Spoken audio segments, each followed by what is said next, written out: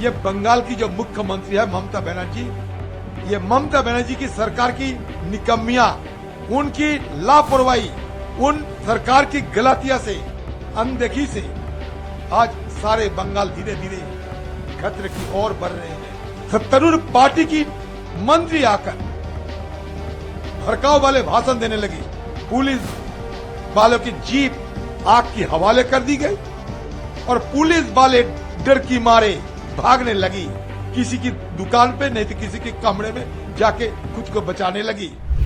देखिए, मैं मुर्शिदाबाद डिस्ट्रिक्ट का ही एक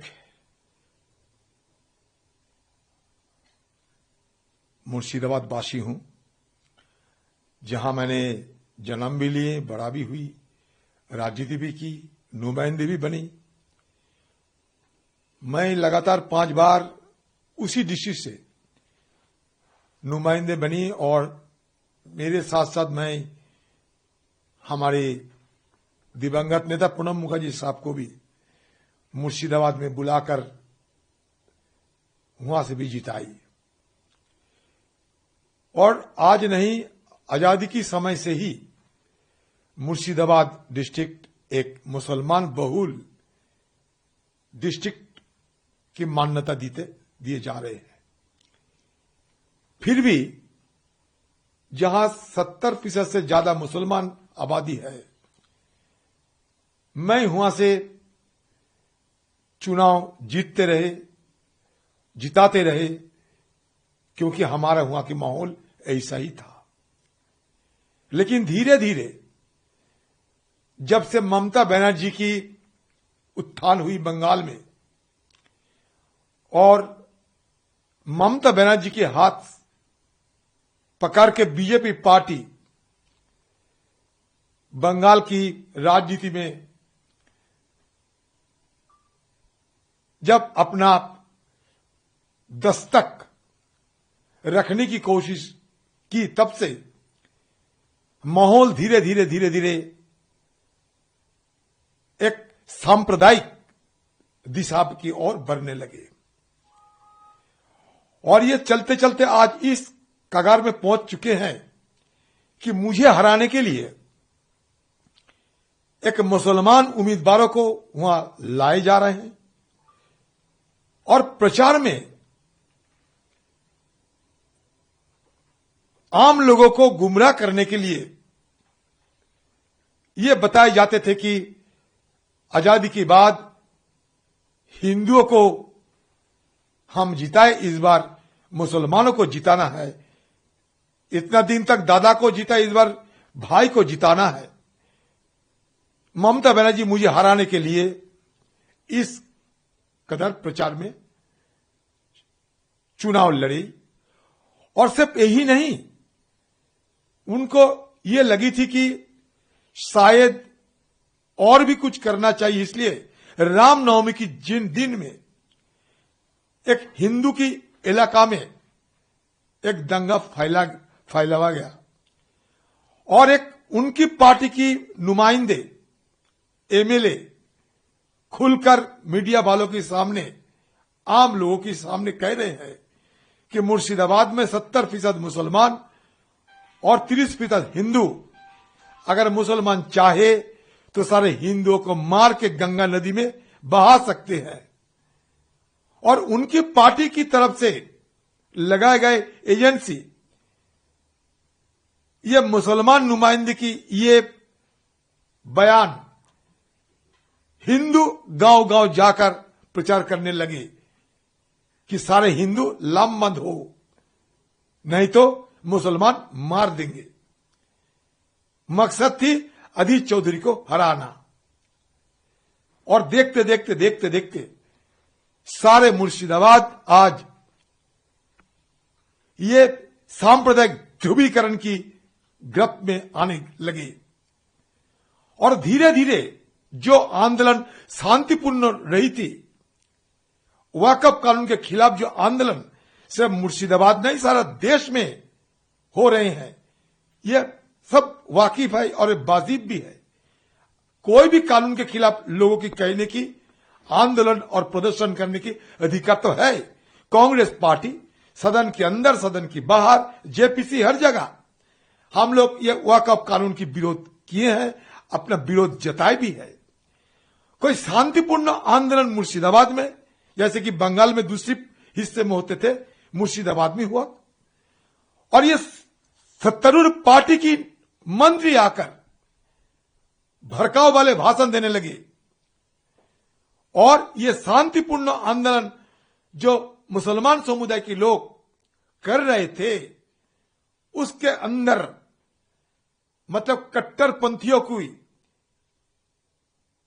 एक घुसपैठिया हो गई। आप जानते हैं बगल में हमारा बांग्लादेश है, कट्टरपंथी लोगों की कमी तो नहीं है कहीं।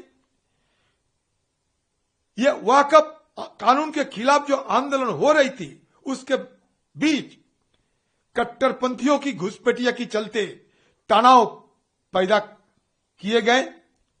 पुलिस वाले चुप्पी सादे मूक दर्शक बन के रह गए।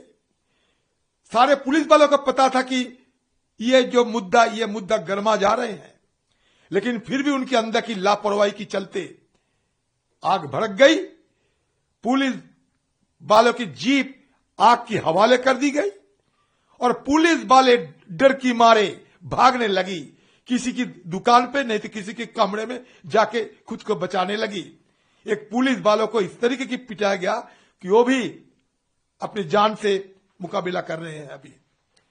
तो इसी हालत में चलते चलते आज इस कगार में पहुंच चुके हैं कि मुर्शिदाबाद में एक बड़े हिस्से एक सांप्रदायिक दंगा की गिरफ्त में आ चुके हैं। बहुत सारे हिंदुओं को भी और डर की मारे अपना गांव छोड़ने पड़ी। ये बंगाल की जो मुख्यमंत्री है ममता बनर्जी, ये ममता बनर्जी की सरकार की निकम्मियां, उनकी लापरवाही और उन सरकार की गलतियां से, अनदेखी से आज सारे बंगाल धीरे धीरे खतरे की ओर बढ़ रहे हैं। जहां 26,000 से ज्यादा शिक्षकों की नौकरी से निकाले गए, वो भी सत्तारूढ़ पार्टी के भ्रष्टाचार के चलते। सारे बंगाल के लोग खपा हुआ है, आक्रोश में है, तो उनको निगाहों को भटकाने के लिए ये सांप्रदायिक दंगा की अलावा और कौन सा अच्छा मौका मिल सकते हैं। तो ये अपने सरकार की खामियां को, अपने सरकार की निकम्मियां को वो हटाने के लिए, आम लोगों की निगाहों से भटकाने के लिए उनकी तरफ से दंगा कराने में और दंगा फैलाने में जो सावधानी बरतने की जरूरत थी, वो सावधानी नहीं बरतने को देखा हम लोग। पुलिस आए, 4 रोज बाद गए वहां। अब इस बंगाल की जो हाईकोर्ट की हस्तक्षेप हुई, हाईकोर्ट के निर्देश में आज सेंट्रल फोर्स की तैनात हुई। मुझे सवाल यह है कि क्यों बंगाल में एक सरकार रहते हुए हाईकोर्ट को इसमें हस्तक्षेप करने की जरूरत महसूस हुई, और उसके साथ साथ क्यों हाईकोर्ट की आदेश से हुआ सेंट्रल फोर्स की तैनाती हुई। क्यों? इसमें यह साफ जाहिर होते हैं कि बंगाल की सरकार नाकामी है, निकम्मी है, और इस सरकार से आम लोगों को राहत मिलना मतलब नामुमकिन है। फिर भी हम हर संभव प्रयास कर रहे हैं।